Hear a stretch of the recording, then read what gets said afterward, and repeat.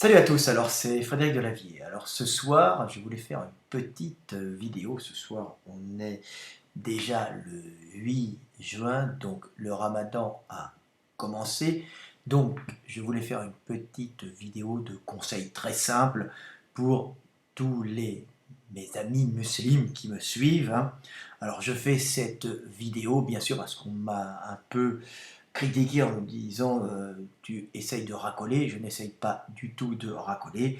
J'ai simplement beaucoup d'amis musulmans qui me suivent sur mes réseaux sociaux.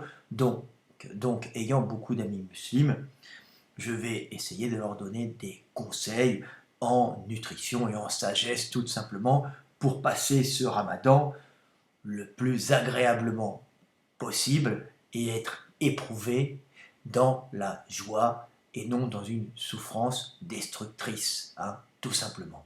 Donc je fais cette vidéo car j'ai des amis musulmans, donc je ne vais pas faire des vidéos sur des religions où je n'ai pas d'amis personnellement, car ça serait prêcher dans le désert, hein.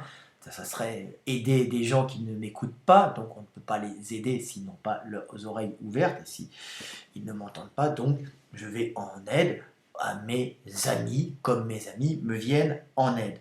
Donc il y a des petits conseils à donner sur le ramadan, très simples, que beaucoup d'ailleurs connaissent, hein.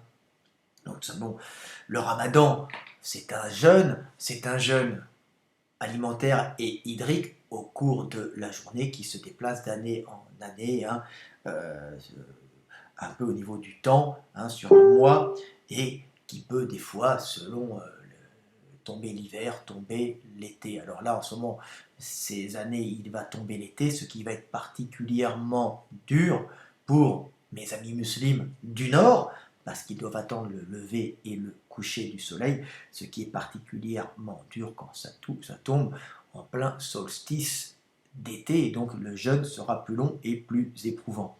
Il faut savoir que le jeûne initial était un jeûne qui se pratiquait en Arabie du 7e siècle, à l'époque de Mohammed le prophète. Donc c'était un jeûne qui se pratiquait sur une durée plus courte, car les jours sont plus courts au sud, en Arabie du Sud, où le prophète Mohammed vivait. Donc au nord, c'est très dur d'ailleurs. Ce qu'on appelle les savants de l'islam sont tout le temps en train de discuter, hein, étudie les longitudes en disant voilà, et les méridiens, voilà, à telle date, à telle heure, le, le jeûne doit commencer, à telle heure il doit cesser, hein. Bien sûr, à la base, c'est quand le soleil se lève, mais c'est évident qu'en Finlande, à Rovaniemi, hein, la patrie du Père Noël, le jeûne s'avérera mortel pour un musulman, vu que l'été, le soleil ne se couche pas, ou presque, hein.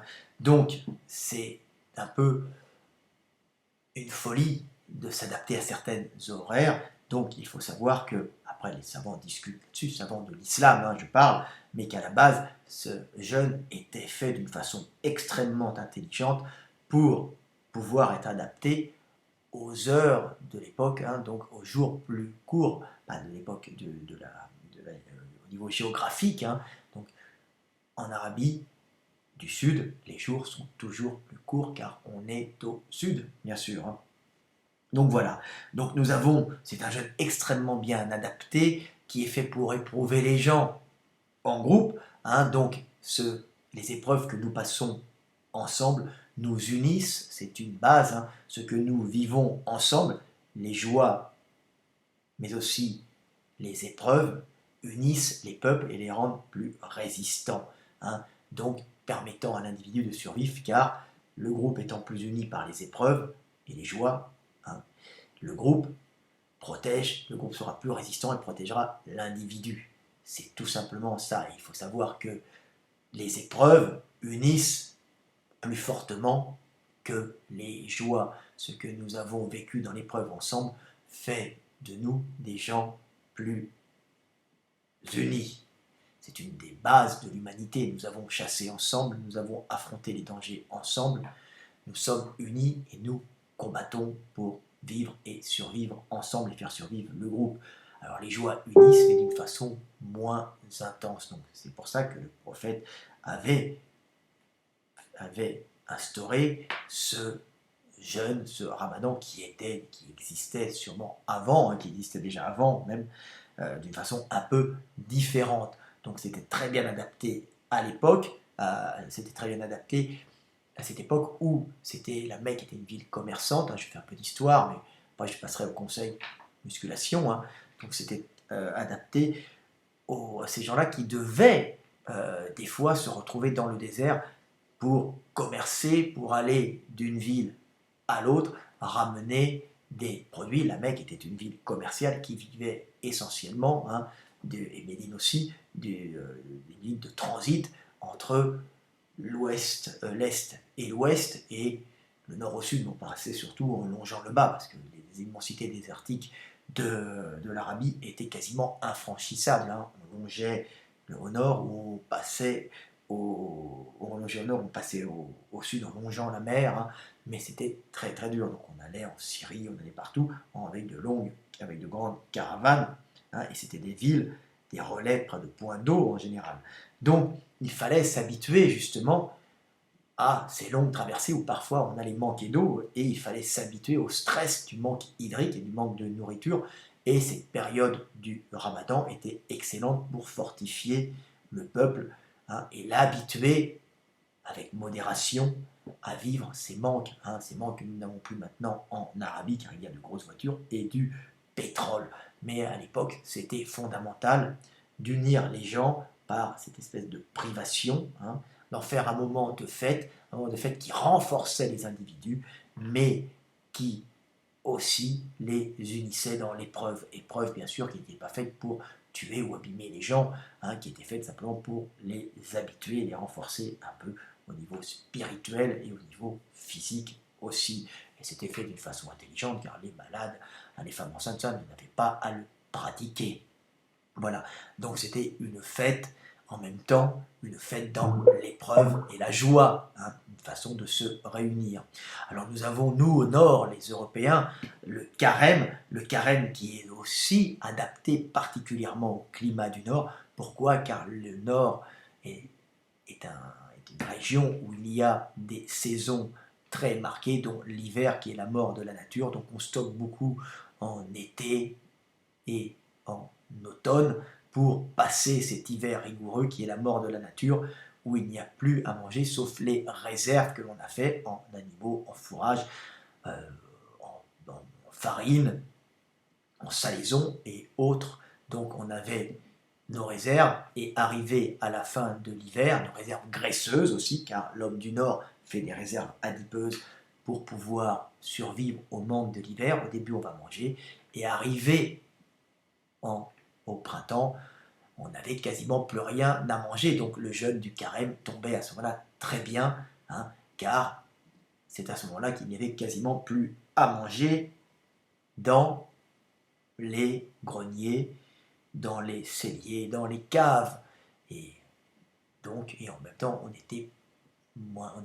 vidait nos dernières graisses. Donc, ce qui se passait, c'est qu'on n'avait plus à manger, on faisait ce jeûne, et en même temps, on vidait ces dernières graisses. C'était un jeûne qui permettait à l'organisme de dégager les vieilles graisses, toutes les toxines, tous les produits métaboliques, les déchets métaboliques de l'organisme, et de relancer la machine après l'hiver, tout simplement.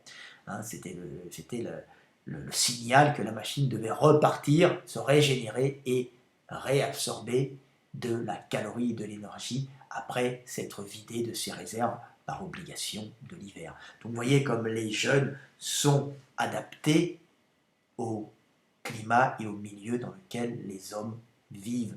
Et ils viennent de Dieu, et comme je dis toujours, Dieu ne fait jamais n'importe quoi, car tout comportement ou toute tradition qui se conserve est obligatoirement positive, autrement elle serait éliminée directement. La nature ou Dieu ne conserve pas ce qui est inutile, ne conserve pas ce qui est dangereux. Donc tout comportement dangereux ou toute tradition inadaptée dangereuse serait obligatoirement éliminé. Donc le ramadan, le carême sont et étaient des traditions utiles, adaptés aux hommes de ces régions et au métabolisme de ces régions. Donc, ils viennent de Dieu car ils sont bons pour le groupe. Dieu ne voulant que le bien du groupe, comme je le dis toujours, le groupe étant le garant de la survie de l'individu. Dieu ne veut pas le bien de l'individu, Dieu veut le bien global de l'humanité et des hommes, car le groupe est le garant de la survie de l'individu, les hommes étant des animaux sociaux. Vous voyez comme les lois de Dieu, les lois physiques sont toutes emmêlées dans la religion, et cette religion que l'on peut penser des fois aberrante et fausse, est en vérité adaptée aux lois physiques du monde. Bien sûr, autrement, ces traditions ne se conserveraient pas, toute chose inutile, que ce soit au niveau évolution physique, théorie de l'évolution si vous voulez, ou même comportementale et traditionnelle. Toute chose qui se conserve est bonne pour le groupe, tout simplement. Autrement, elle disparaîtrait, elle serait éliminée avec la célèbre loi de la sélection naturelle, qui n'est pas, on va dire, darwiniste, oui et non, mais la nature, Dieu ne conserve que ce qui est utile. Donc maintenant, je vais parler un peu du Ramadan et comment aborder simplement le Ramadan. Alors, il y a un truc simple, il faut penser à bien vous hydrater, c'est la base avant de vous gaver, bien vous hydrater. Déjà la nuit, vous avez soif, buvez, et au réveil, n'hésitez pas à boire, bien boire, et aussi après le coucher du soleil, c'est le plus important. Et ne vous forcez pas, ne vous forcez pas à manger excessivement, ça ne sert à rien, ce n'est pas bon. Manger avec modération, tout simplement. Donc il faudra un truc très très important, un petit conseil qui va permettre de mieux passer ce Ramadan, tout simplement, c'est de prendre des jus de fruits et légumes centrifugés maison. N'hésitez pas à en prendre 1 litre, un bon demi-litre ou un bon 3/4 de litre le matin et un bon 3/4 de litre le soir, que vous allez boire plusieurs fois. C'est plein de minéraux, c'est essentiel. Ça va vous empêcher aussi de vous déshydrater. N'oubliez pas de manger un petit peu salé pour conserver de l'eau, mais pas trop.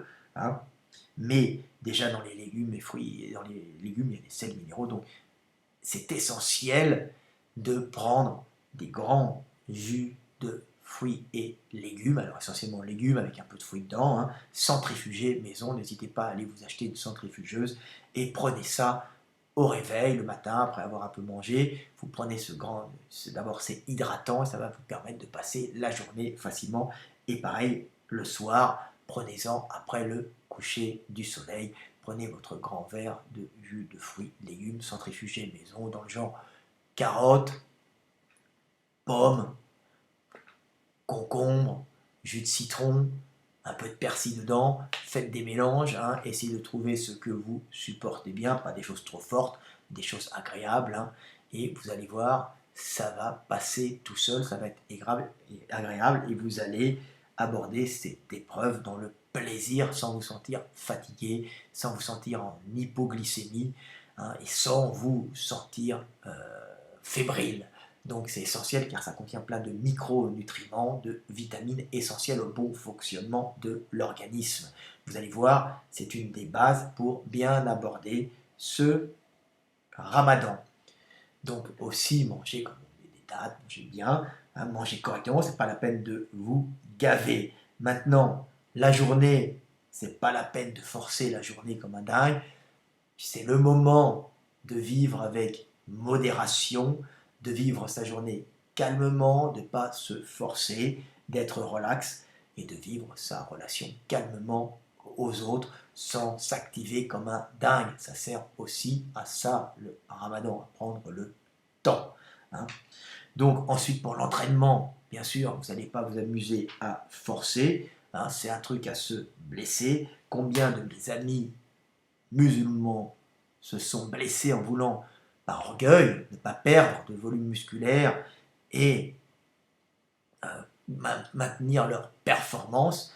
On n'a pas à maintenir ses performances quand on est au Ramadan. Au Ramadan, on est relax, on profite pour aller voir ses amis, On profite pour laisser un peu reposer le système nerveux et le corps hein, dans cette épreuve, bien sûr, qui est quand même une épreuve, mais on va quand même essayer de laisser reposer le corps sans trop forcer. Alors je vais vous conseiller de vous entraîner tout simplement à l'instinct, relax, en faisant des exos qui vous font plaisir, et vous allez vous entraîner léger, en série longue, et puis c'est le moment d'essayer de ressentir quelques points faibles, hein, d'essayer de bien travailler en série longue, de bien faire de la localisation et de ne pas faire des gros mouvements polyarticulaires lourds qui risqueraient de vous blesser car le fait d'être en manque calorique parfois et en manque de liquide peut rendre votre corps plus fragile sous les charges lourdes et vous risquez des déchirures. J'ai connu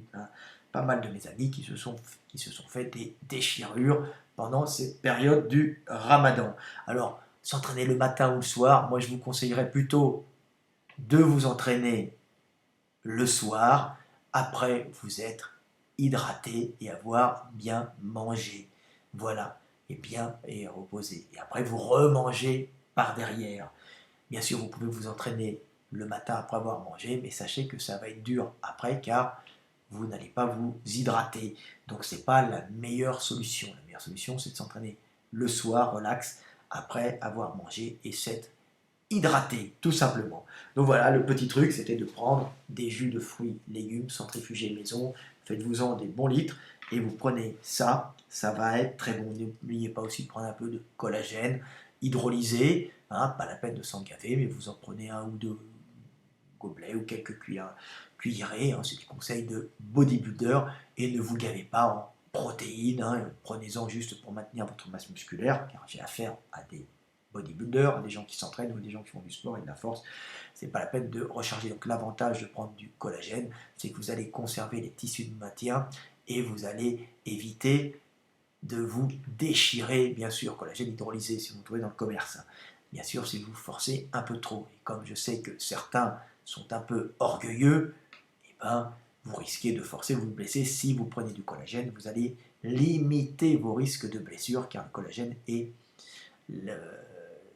l'élément protéiné et la structure de maintien de l'organisme, pas la structure contractile du muscle, mais la structure de maintien des aponevroses, des articulations. C'est pas le cartilage, c'est ce qui maintient les os en place. Hein, ça rentre dans la construction des tissus de maintien et structurant l'organisme. Donc prenez du collagène car vous allez être quand même éprouvé un peu physiquement. Voilà, mais sans vous gaver. Donc buvez bien, mangez bien, et c'est le moment de vous rapprocher de vos proches et de Dieu hein, dans cette petite épreuve qui est une épreuve unificatrice, une épreuve de joie en fin de compte, la joie dans l'épreuve.